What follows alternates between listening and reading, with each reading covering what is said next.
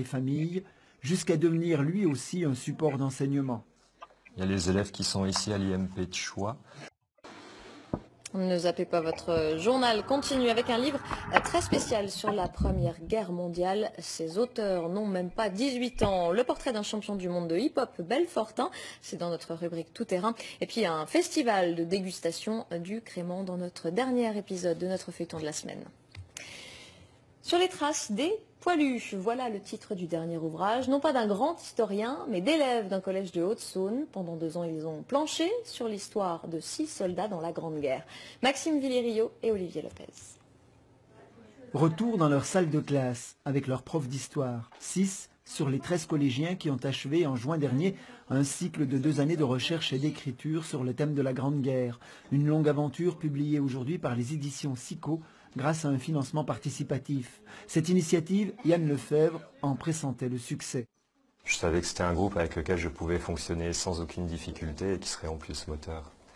Donc oui, je retrouverai ça un jour peut-être, mais voilà, je ne ferai pas ça tous les jours.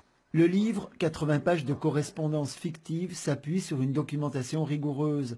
Archives, registres de guerre, livres d'histoire, lettres de poilus prêtées par les familles, jusqu'à devenir lui aussi un support d'enseignement. Il y a les élèves qui sont ici à l'IMP de choix, et donc leurs profs ont pris le bouquin, et puis c'est par là en fait qu'ils font l'entrée de l'étude de la Première Guerre mondiale.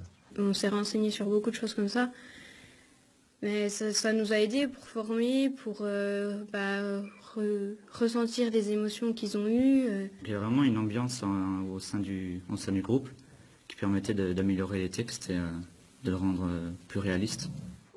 Pour le collège Raymond Gueux, qui a soutenu l'opération, la consécration de ce travail passait par une cérémonie organisée avec le rectorat. L'occasion de souligner l'implication personnelle de chacun des 13 collégiens. Comme ici, Clément, décrivant le tableau des médailles de son arrière-grand-oncle. Celle-là, c'est l'insigne des blessés militaires. Celle-là, c'est la médaille commémorative de la guerre 14-18.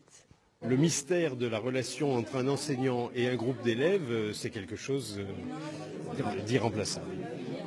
Et en l'occurrence, ça a donné des résultats magnifiques. Les 13 jeunes auteurs, aujourd'hui tous en seconde, ont répondu ensuite aux sollicitations des invités en enchaînant avec une séance de dédicaces organisée au Débeauté, au milieu des tables et des chaises du restaurant du collège.